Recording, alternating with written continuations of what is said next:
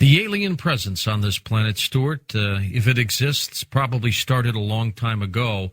We're going to spend some time this hour talking with you about it. What do you think?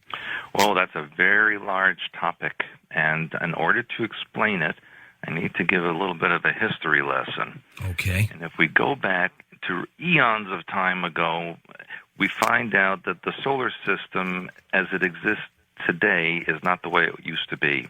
In fact, Earth used to be the second planet in orbit from the sun, and it was basically covered in water. Even the atmosphere was very liquidy. Mars was the third planet, and then there was a larger planet, which is called Maldek, which existed between what is now Mars and Jupiter. And then after Jupiter was Saturn, then Uranus, Neptune, and that was it. Pluto did not exist. And then I need to go to another part of the galaxy, to a place called the Lyrian star system. Okay. How far? How many light years? Oh, gosh, I have no idea, but it's towards the center of the galaxy. Okay. The Lyrian star system, for all intents and purposes, is where humanity began. That is the home area of all of humanity. There was also a star system called the Draco star system, and that was basically a reptilian empire. And the reptilians have a mindset where they feel an obligation to seek out and destroy or assimilate all other creatures or species, because they feel the reptilian life form is the most perfect representation of God or God mind. And the reason that they feel that way is because reptilians in the Draco star system are androgynous, meaning male and female in the same body. And so they feel that most closely represents the neutral God mind or God energy.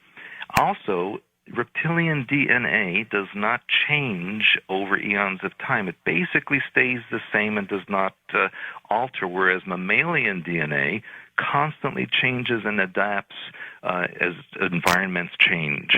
And so they feel that because reptilians are so stable in genetics, it proves that they're superior. And again, I'm not qualifying this by saying this is right or wrong. I'm just saying that that's how they think. And so they attacked the Lyrian star system and basically dispersed any of the survivors that were in there. And the survivors of the Lyrian star system fanned out across the known galaxy and colonized other solar systems, this one included. When they came here, the planet Mars and the planet Maldek had atmosphere, oceans. It was a very inhabitable environment, and they started colonies there. The reptilian Dracos followed them across the various colonies and attacked them. The Draco use hollowed-out asteroids or comets as weapons and vehicles that they then send into space. And what they did was send an ice comet into our solar system to attack and destroy the colonies. As that ice comet came into the system, it caused the planet Uranus to flip on its axis. Uranus is the only planet known that orbits in a north-to-south direction instead of an east-to-west as all other planets do, and that's because it was knocked off of its original axis.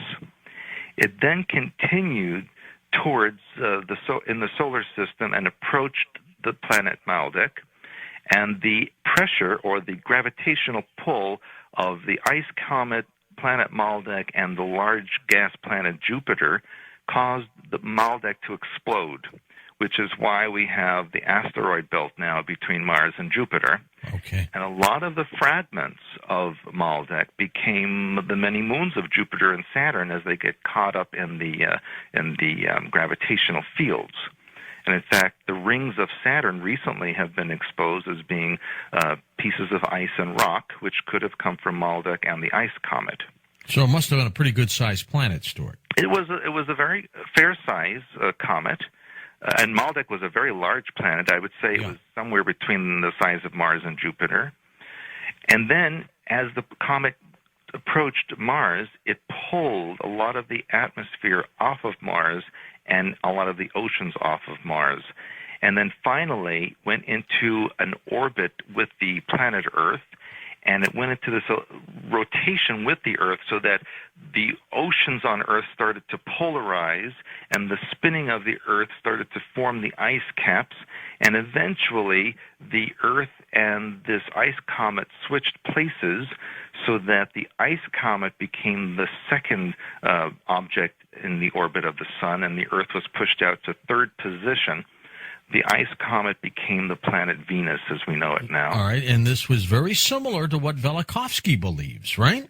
Well, that's true. His theory was very, very, very correct for the most part. Now, because the planet Venus, or the ice comet, was so close to the Sun, it caused the ice to melt, but rapidly to the point where it became steam and vapor, which is why Venus is covering clouds. Okay. And now the Earth, being pushed out into the third position, now became very inhabitable. Land masses appeared, and the Draco drove another vehicle into orbit of this planet to colonize it, and we now call that object the Moon. The Moon, as you know, does not spin in space as other natural objects. Are you saying the Moon is artificial, or it's natural, but it was pushed there? It was a hollowed-out object, a natural object that was driven into orbit around the Earth. All right. So it was a vehicle that was of a natural origin. Okay. Yeah, and then that's why only one side of the Moon faces the Earth at all times. It doesn't spin. It's like a vehicle parked in space, which is basically what it is. And if you send a sonic resonance off the surface of the Moon, it pings like a hollow object. It does not thump like a solid object. I've heard that. That's true. Yes, and even now, we're starting to get a little bit of information. They're saying, well, there's a little bit of an atmosphere on the Moon. There's a little bit of water on the Moon. And Mars used to have oceans, and they're starting to just reveal some information that I've been talking about for years, which is basically verifying everything that I've been telling people all these decades. That's a remarkable story, and, there have been glimpses of this. Are you familiar at all, Stuart, with the work of Zecharia Sitchin? Yes, of course. Now, where does his work come in terms of that planet that comes here, Nibiru? You didn't mention that. Yes, you see, here's the other thing. That Nibiru, which is also in some cultures called Marduk, this is also an artificial object which has an elliptical orbit in space. It is controlled by another type of reptilian being. It is not the Draco, but it's actually a different species. The Anunnaki, he said, right? Yes, and what we learned at Montauk was that group was actually enemies of the Draco, and that they were antagonistic towards each other.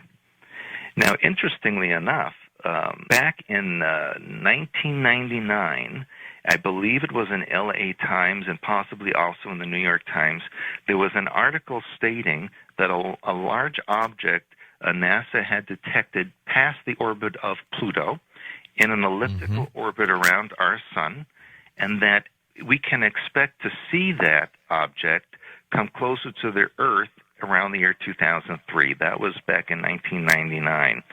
And as usual, when the New World Order government sends out information that they want people to know, they send it out in a little blip like that, and then you never see it again. And that's kind of their legal out, that they told you everything and that it wasn't a surprise. Now, where did this information come to you? How?